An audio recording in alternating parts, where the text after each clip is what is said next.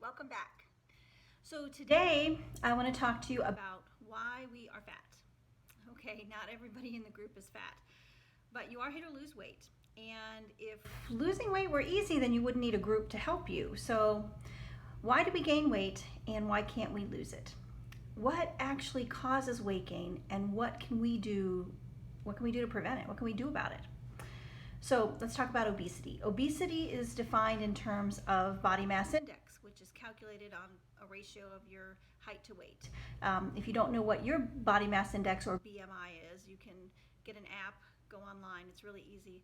A lot of the weight loss apps like MyFitnessPal or Spark People or Lose It, they all have, even Fitbit, they have ways to calculate your BMI. So know your BMI, that's important before you start. But a body mass index of greater than 30 is considered obese. Well, for as long as I've been practicing medicine, doctors have been prescribing low fat, low calorie diet as a treatment of choice for obesity. But the obesity epidemic keeps getting bigger. No pun intended. But, virtually every person I know who's tried this calorie restriction diet has failed. And really, who hasn't tried it? By every objective measure, this treatment of choice that we're prescribing to our patients is really ineffective. But it remains the treatment of choice. And it's defended vigorously by nutritionists and a lot of doctors also. Over the years, traditional medicine has not been very good at helping patients who are obese lose weight. We've really failed in that aspect. So treatment of obesity was left to large corporations like Weight Watchers or Jenny Craig. And most doctors are not even remotely interested in nutrition. The medical profession is more interested in treating the problems caused by obesity. You have diabetes? Oh, here, let me give you a pill for that.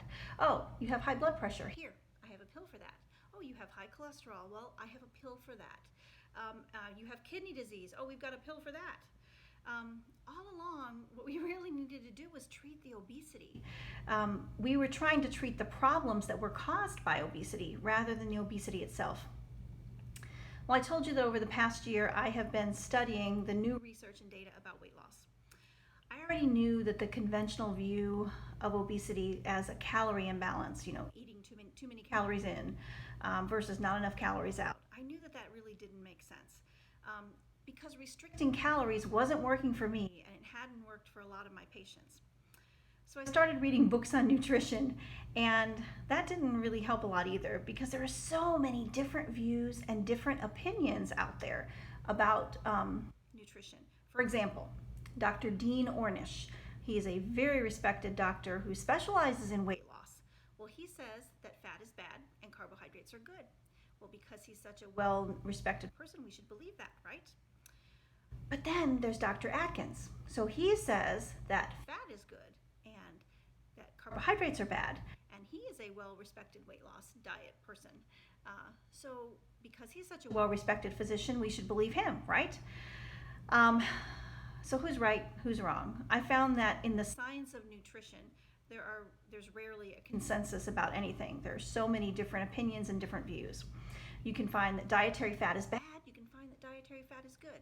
Well, actually, what I believe is that there are good fats and there are bad fats.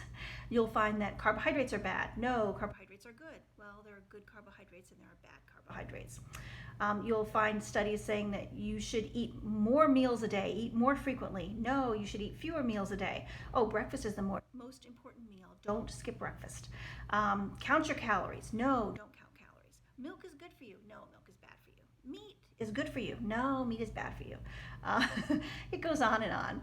So really, to get to the bottom of this and to discover the answers, I turned to evidence-based medicine and research studies rather than opinion and books.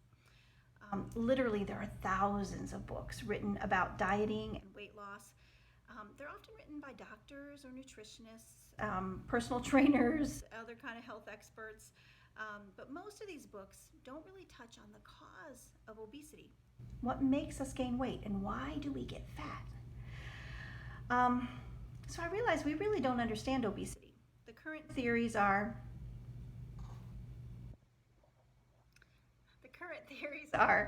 that Excess calories cause obesity, excess carbohydrates cause obesity, excess meat consumption causes obesity, excess dietary fat causes obesity, too little exercise causes obesity. I mean, there are so many theories. But we know that chronic diseases, that all the chronic diseases we know about are multifactorial. They have lots of different causes that work together to cause the disease. For example, heart disease. Lots of contributing factors: family history, your gender, whether you're a man or a woman, smoking, if you have diabetes, if you have high blood pressure, if you have high cholesterol, if you don't exercise. All those things work together to cause the heart disease or to contribute to heart disease. Well, and that fact is well accepted. The true cause of obesity, I think, is a lot more complicated than simply eating too many calories. Since eating fewer calories doesn't really result in sustainable weight loss, then weight gain, I think, is also a lot more complex. So let's start with this. How did obesity become an epidemic? So the standard prescription for eat less and exercise more, that sounds perfectly reasonable. So why doesn't it work? Maybe the people wanting to lose weight are not really following the advice. You know, the mind is willing, but the flesh is weak. I actually used to think that sometimes. When people would come to me and tell me that they were following their diet strictly and exercising regularly, I confess that sometimes I didn't believe them. And then it happened to me. I followed a strict diet, I exercised rigorously, and I gained weight. So I was left with the possibility that the conventional advice, what I was taught in medical school, it was just wrong. Our entire understanding of obesity is flawed. So I decided to start with the single most important question about any disease. What causes it? What causes obesity? So we don't usually spend a lot of time thinking about this because we think we already know what the answer is. Too many calories in, not enough calories out. When the number of calories we take in exceeds the number of calories that we burn, then we gain weight. That's what we say. Or when we eat too much and don't exercise enough, exercise too little, then we gain weight. That's what we say. These truths, they seem right. So we don't even question whether they're actually true or not. But are they true? So in 2015, there was an online poll of people, and 61% of people in the US said that personal choices about eating and exercise were responsible for the obesity epidemic. We choose to eat chips instead of broccoli. We choose to watch television instead of exercising. And through this reasoning, we change obesity from a disease that needs to be investigated and understood. We make it into a personal failing or a character defect. So instead of searching for the ultimate cause, we transfer the problem to just eating too much, gluttony, too little exercise, sloth. So we say, well, they brought it on themselves. That's why so many of us feel like a failure when we can't lose the weight, right? We feel like we're not disciplined enough, or maybe we're just not strong enough. We don't have enough willpower. But that can't really be true, because so many strong, disciplined, hardworking people that I know are overweight. Well, prior to puberty, before puberty, boys and girls on average have about the same amount of body fat. But after puberty, women carry 50% more on average body fat than men. Well, this change occurs despite the fact that men consume more calories than women. So how can that be true? What's the ultimate cause? It has nothing to do with personal choices. It's not a character flaw or character defect. Women are not more gluttonous and lazier than men. It's our hormones. The hormones that differentiate women and men make it more likely that women are going to accumulate fat in their bodies than men, as opposed to burning off the fat for energy. Let's think of pregnancy. When a woman gets pregnant, she gains weight immediately. Well, that pregnancy-induced weight gain is not a personal choice. It's not because she's eating more. It's the hormones. Yeah. Now, for you men, you're not off the hook. There are many different hormones in our bodies. Certainly, men are not exempt from weight gain. There are many overweight and obese men around. But I'm going to tell you that it is your hormones that are significantly responsible for your weight gain. So which hormones? Well, let's start with insulin. Doctors know that if we want to make you fat, we can. Actually, I can make anybody fat. How? By prescribing insulin. It doesn't matter if you have willpower or if you exercise. It doesn't matter what you choose to eat. It's simply a matter of enough insulin and enough time, and you will get fat.